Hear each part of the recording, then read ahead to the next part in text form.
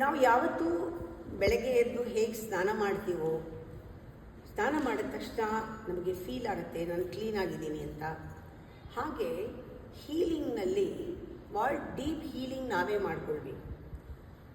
ಹೀಲಿಂಗ್ನಲ್ಲಿ ನಾನು ಯಾವುದು ಅಲ್ಲವೋ, ನಾನು ಏನು ಅಲ್ಲವೋ ಅದನ್ನೆಲ್ಲ ತಿಳ್ಕೊಂಡು ಅರ್ಥಕೊಂಡು ತೆಗೆದುಹಾಕಬೇಕು. ನಾನಿದಲ್ಲ, ನಾನಿದಲ್ಲ, ನಾನಿದಲ್ಲ ಎಲ್ಲನೂ ಕಿತ್ತಾಕೋದು. ನಾವು ಯಾವುದು ಅದಲ್ವೋ ಅದನ್ನು ಕ್ರ್ಯಾಪ್ ಅಂತಾರೆ.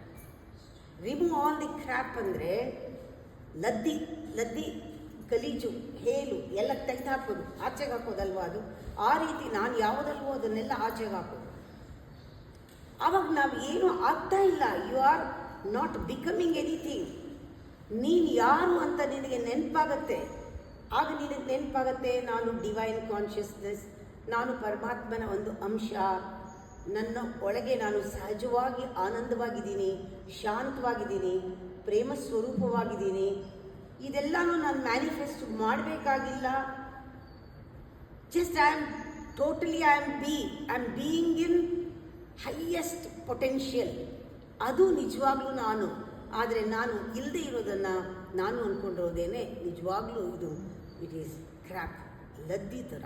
ಅದನ್ನು ಬಿಡಬೇಕು ನಾವು. ಅದಕ್ಕಿಂತ ಹೀಲಿಂಗ್ ಬೇರೆ ಇಲ್ಲ.